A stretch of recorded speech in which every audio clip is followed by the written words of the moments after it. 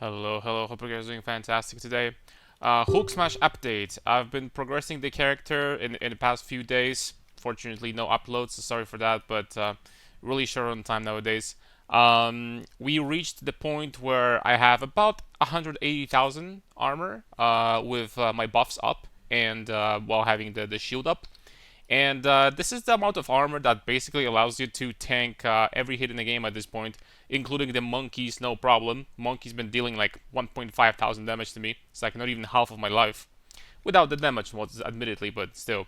So at this point, we're getting close to 200,000 armor, and after that, basically, I'm going to do the ultimate goal of this character, which is going to be trying to tank Arbiter Meteors as a live character, which I think possibly was never done before. I might be mistaken on that, but in 0.3, I think that if you want to tank Arbiter as a live character, then you pretty much have to armor stack because that's just going to give you so much damage reduction, even against these ridiculously big hits. But everything else in the game gets mitigated, no problem whatsoever. And yeah, this amount of armor to begin with is completely overkill, but you probably already know that. So let's jump into a quick showcase, like a quick map. I have like a which one? We're just gonna do this one. Let's just say we have like a tier 16 map with like extra chaos damage and some other modifiers. Nothing too special. One cool thing about this build is that I actually legitimately stopped looking at modifiers. They don't really matter to me anymore, because the only really dangerous monster in this game at this point for this build is the Abyss monster, the Shade Walker, that teleports on top of you and does like massive damage over time, right? Other than that, there's absolutely nothing, so you don't really care about damage mods. There is a damage mod that increases the damage mod of the Shade Walker. It's just increased damage, but other than that, because it will increase the damage over time. Other than that, I don't think there's like anything else. So yeah, this modifier at the same time, I do believe, reduces your recovery to 0. You cannot leech, you cannot regenerate, you cannot like do anything as long as you are in the middle of this damage over time area zone. So honestly, I think that this modifier for a single mod that does this many things probably is a little bit overpowered, but you know, I guess they had to keep something in the game to, like, you know, to kill us from time to time. So I haven't died to it in like I don't know how long. I've almost level 98 now, so we're getting pretty close. So apart from this one modifier, there's like literally nothing that does any damage to us. I'm 99% sure. Oh, we have the Abyssal Depths. I'm 99% sure that if I just invested like one cluster into recoup, I'm pretty sure that I already could do that, but if I invested like one cluster into recoup, I could just jump into the middle of I don't know, of a rare pack of like, I don't know, 50 monsters or something like that, and I could be just like standing still and they would never kill me, like, ever, right? Because of course, this build is way better when you're actually actively playing, because if you're just doing like a challenge where you're standing still and not taking not doing anything, then your stacks, your buffs will not be up, because you do need to, you know, play the game in order to keep those scavenge blading stacks up, and endurance charges also, which we're going to talk in a second, because there was a small change to the build. But still, like this amount of armor is so overkill. I mean, I can show you right now, right? I'm gonna swap. I have 180,000 armor, almost 600,000 versus Elemental. It's actually ridiculous, right? I've played the Warriors since patch 0.1. I made like 10 builds, about 10 builds, something like that. And it's just ridiculous, right? Because like while you're mapping, you were just permanently full HP. Like nothing drops your HP, just nothing, right? Because everything gets reduced by 90%. And it is what it is, right? With regeneration, which we do have quite a lot. You know, when you're leap slamming and actually spending life, we have on average about 1,000 regeneration. Is this the damage over time mod? It could be. So we're just gonna take it easy.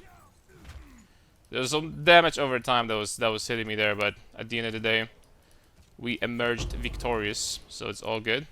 But yeah, at this point, it's just like nothing really. It's definitely overkill, by the way. My recommendation, by the way, is that if you wanted to do armor stacking, I would say that about 100,000 on Titan with about 300,000 versus Elemental is all you need. At this point, you can just stop investing. But simultaneously, this build does so much damage, does so much single target damage that there's nothing wrong with investing into more armor if you want, just like, you know, for memes, even. I have to say, I'm concerned when it comes to the future of this build, and things will get really interesting, let me put it this way, because I do believe that in 0.4, they said that they're going to be remaking the end game. And something tells me that this might be a big patch where they're actually going to start balancing things. This might be 0.3 might be the last patch where we're going to see numbers like 30,000 ES and stuff like that. So this actually concerns me a little bit. The concerns is the wrong word. Things while we're going. Huh? Streamer RNG, I guess. I mean, I should maybe record more videos. I think that's the first perfect chaos orb I've found so far this league. But anyway, concerns is perhaps a wrong word. It's going to be interesting to see how things will unravel, because if you're going to keep things as they are right now, and you're not going to make the end game necessarily any harder, then you're gonna have armor stackers are going to be virtually immortal. Like, I know I'm pushing the number of armor as high as possible, just, you know, just to see this character entire point. But if I really wanted to, I could make this character like much more tanky. For example, with Zealous Oath, because my regeneration would get, like, you know, converted to energy shield regen. And I could easily like fit in like 3,000 ES in this build if I wanted to sacrifice a little bit of armor, like 20-30%. Effectively, the damage reduction would still be the same, or like close to the same, and I would have double life, basically, right? Like you could do like a lot of things that would make this even better. Like, but like, what do you call it at this point? It would go from immortal to like double immortal, like, you know what I'm saying, right? It's just, I wonder where the balance is gonna go in this game, because right now it's just really easy to like get a lot of damage, and I don't know, maybe the plan is to, I don't know, like rebalance like pinnacle bosses and actually make their uniques strong and powerful and desirable. But on the other hand, they're gonna double the damage of pinnacle bosses and make their HP like 10 times more, so they have like 200 million HP or something like that. Maybe that's going to be the solution. I don't know, but yeah, it's going to be interesting to see, to say the least, what they're planning. Now I wanted to talk briefly about the armor versus energy shield discussion, because I've heard that, you know, it's quite popular for people to talk about that. I feel like armor is, you guys gonna be really surprised what I'm gonna say. I feel like armor, unironically, is stronger than ES. Yes, I said that. I think that armor is stronger than ES because armor you can get very easily to the point, especially on a class that has synergy like Titan, where you mitigate pretty much every hit in the game by 90%, except for the hits from the bosses. Like almost basically everything, and you can still fit in some ES if you want to for additional like, you know, life pool basically. And at this point, you're completely and utterly immortal. The difference between, you know, a 25,000 ES build and a build like this one, right, is that sure, ES is still going to be very powerful against bosses, because bosses just not going to one-shot that ever, right?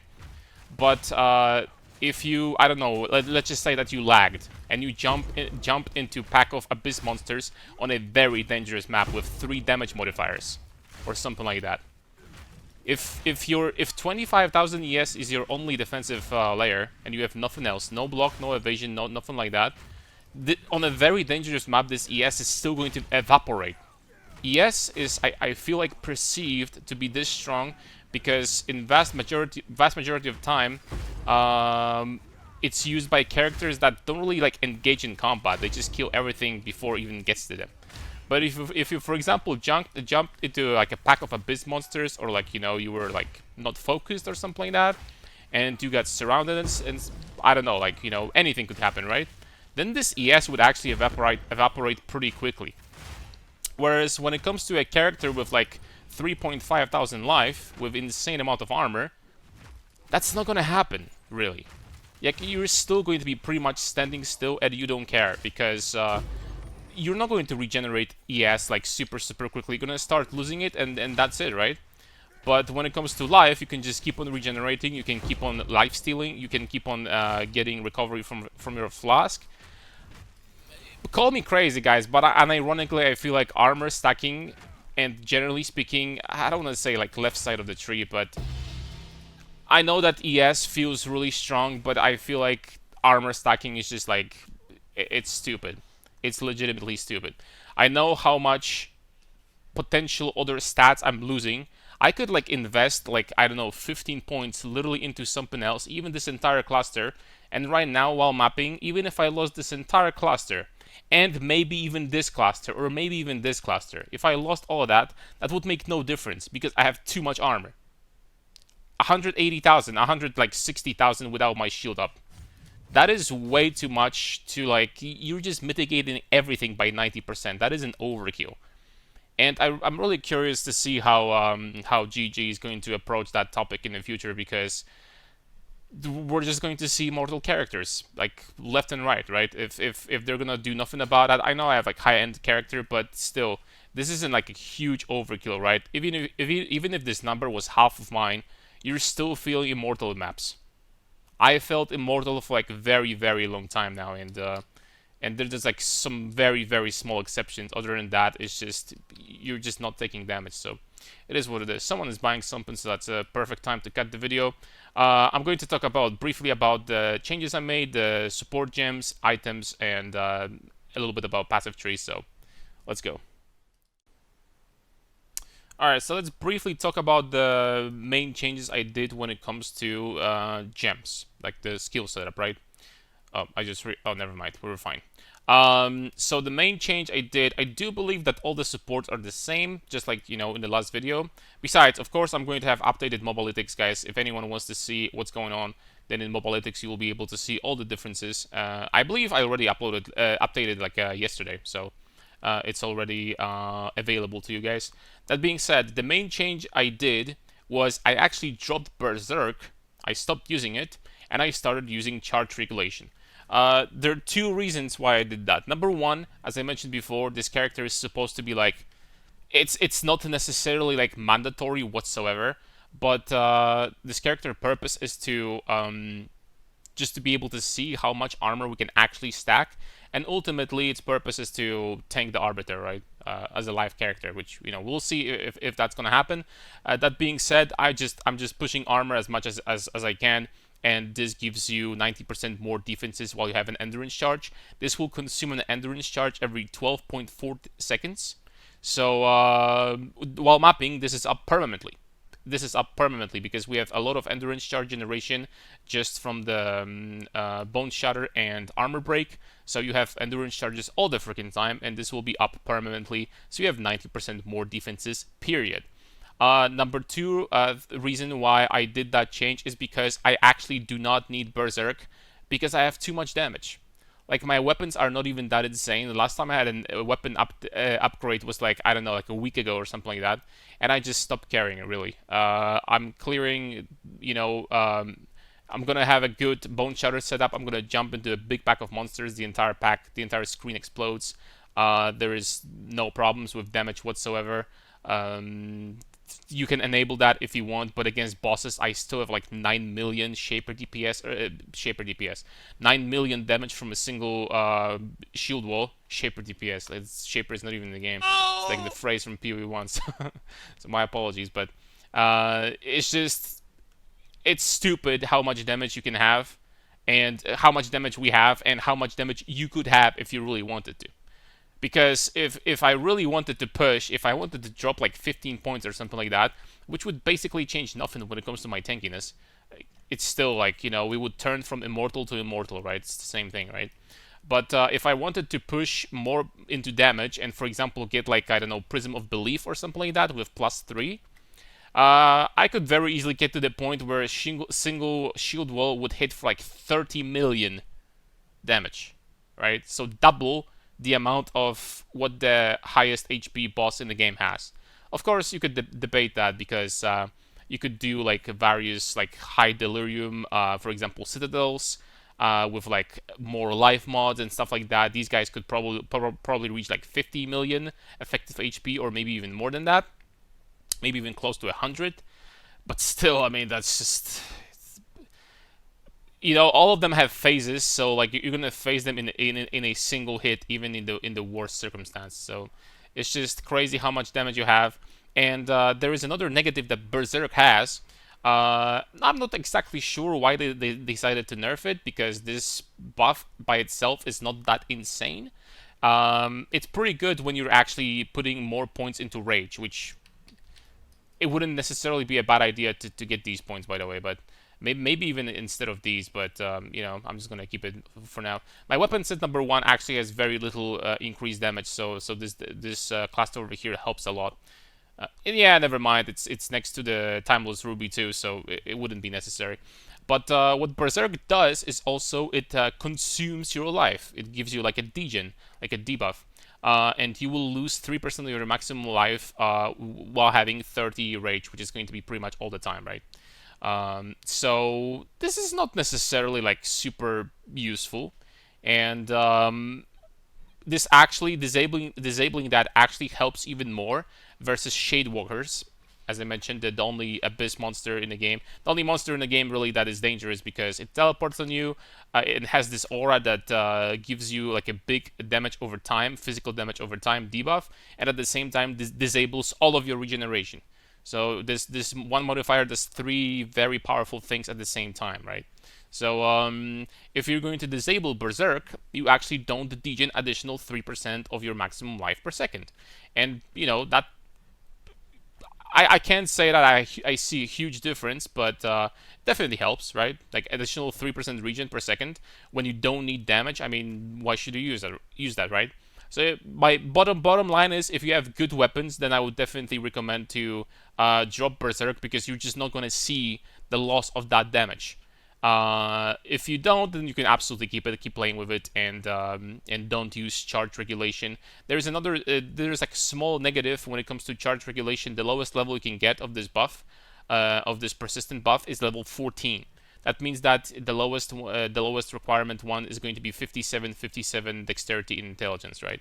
So you will probably lose a little bit of strength. You're gonna have to turn some of the passives on your tree into dexterity and into intelligence.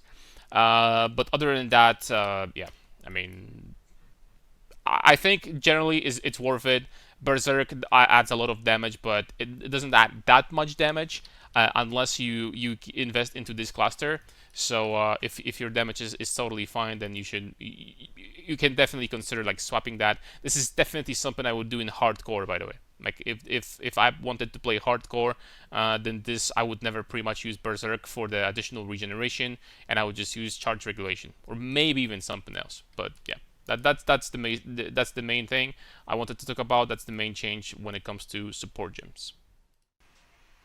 And now let's jump into items. I said I'm going to talk briefly about the passive tree, but I realized that there's nothing really to talk about because there's no like mechanical changes whatsoever. The tree is basically still the same, just like tiny bit optimized. So it's still pretty much the same thing. When it comes to weapons, there is one small change. There is this modifier that you can get from your essences very easily. And it's a chance to gain Onslaught on killing hits with this weapon. Onslaught basically gives you, for 4 seconds, gives you 20% skill speed, which is 20% attack speed, and 10% movement speed. Movement speed not necessarily super useful because I don't have movement speed with my boots on this build because we leap them all the time, but 20% attack speed, very nice. So as a suffix, you could definitely have that in one of your weapons, and you just literally use Essence of Onslaught, I believe. No, Essence of... I'm gonna tell you right now before haste. Perfect Essence of Haste. There we go. And this is always going to be a suffix, and this will replace one of your suffixes with be careful though, because if you're not gonna have like all the suffixes filled, then it might take away your prefix and add as a suffix. So if you want to have guaranteed the fact that it's going to remove one of your suffixes, if you don't have all the affixes filled on an item, then you're gonna need to use Omen of Dextral Crystallization, right? Just to guarantee that it's not going to remove your precious prefix. For example, like T1 Flat Fizz, like it's not going to remove flaring or something like that, and you're gonna be fine. But very nice to have, because for a single suffix, 20% attack speed is very, very nice, right? So weapons look like this. Armor I sanctified yesterday actually, and it turned out to be stronger than it was before. I had two options in mind. I either decided to craft a better one. Let me put it this way. I decided to sanctify this armor, and if it's going to improve, then I'm going to keep it. If it's going to become like worse, then I'm going to craft another one that's going to be like, everything tier 1. And it became better. Like, I actually gained armor applies to Ellie. I gained 100 armor, which is even more for Titan. And I think I'm just going to keep it. And ironically, I'm going to keep it because it's not going to get much better unless I just wanted to craft multiple perfect ones and then sanctify them and hope for the best, but that's just, you know. Helmet, I believe, is still the same. Armor applies to Chaos, very important thing. Keep in mind, boys.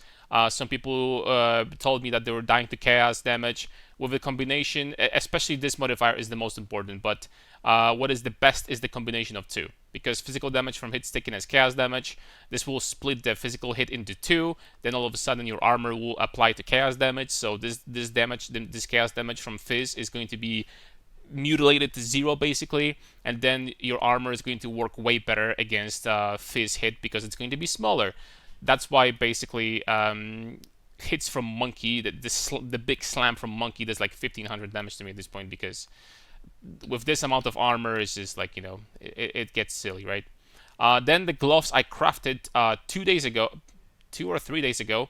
We crafted that. It was very painful. It cost me about 100 divines, even though it should cost probably less than that. We wasted a lot of money crafting them because this was my first time. But I'm very happy with the result at the end of the day. Let me know down in the comments if you want to see how we crafted them. I'm just going to make a video, and I'll be crafting also probably today. Actually, I'll be crafting a helmet or boots. So if you want to see the videos how to craft these items, then let me know, right? But the basic premise is that we want to actually maximize armor and gloves as much as possible, because we were using this combo, which is iron reflexes with leather-bound gauntlets. That means that these gauntlets for me basically provide 2300 armor. This value of this armor value times 2, right? Because I get the same amount of evasion, and then thanks to iron reflexes, it gets converted back to armor. So it's 2.3k armor gloves with +2 to melee skills. Perfect T1 armor applies to elemental damage. They don't have life, they don't have other than that, but when I exchanged my old gloves and put these on without any buffs, I got like 10,000 armor, so pretty decent, right? Still, it's an overkill, but still pretty decent. And then I was just like playing around with the belts. Basically, I tried to buy some belts from the market that had 1 bat suffix, and I tried to use essences of. I'm going to tell you what they are. Essences of Insanity. They're very cheap, and you can, by the way, get a very nice belt like that, because if you have like a belt like this on the market that you can buy for cheap with armor, life, T1 life, and 2 high resistances, if they have 1 useless suffix, then you can keep buying belts like this if they are available for cheap, and keep using these essences. Eventually you're gonna hit one of those, and then the next Vol Orb, you're gonna get rid of the useless suffix, and then the next Vol Orb is going to give you guaranteed two corruption mods. And we hit this, and that's pretty much my end game belt, and I'm never gonna exchange that ever again, right? Because we hit armor and cold resistance, very nice corruption, and that's it. You could hit something, for example, maybe even better. You could hit, like, I don't know, 25% increased armor and +3 to maximum fire resistance. That would be insane. But yeah, I would recommend doing something like that if you want to get like a really nice belt for not too, it's going to be pretty cheap to do that. Doing it smart, I guess, and you're gonna have yourself a very nice belt, right? Because people don't realize they can do a lot of different tricks sometimes, right? And an item on paper that doesn't look too great because it has like one really bad suffix or prefix or something like that, you can do certain stuff to like all of a sudden make this a really nice item. So, and it's not going to cost a lot. So there we go. And that's pretty much it when it comes to the rest of the items. I know I haven't given you guys an update in like a week or something, but it's been really like busy time for me. So I'm hoping that I will be able to make more videos from now on, at least like every 2 days. Let me know down in the comments if you have any questions. Mobalytics is going to be updated. The POB of this character right now is going to be in the description as well. Also, let me know if you want to see the crafting videos, and I'm going to, guys, show you basically how I'm crafting all that stuff, right? So far, I didn't craft many items, right? I crafted 3 items, but, video every 2 days, and we're going to get to the point where, all of them will be available, so... and yeah, basically there's going to be one last update from this character, apart from like other videos, like crafting videos, for example. The last update is going to be like a Giga Min-Max version with everything close to perfect, probably not sanctified, but close to perfect, and we're going to try to tank Arbiter, Donuts, Flame Waves, whatever you want to call it, and we're going to see if we're actually capable of doing that as a live character. That's going to be interesting. So thank you very much for watching, guys, and see you in the next video. Bye bye.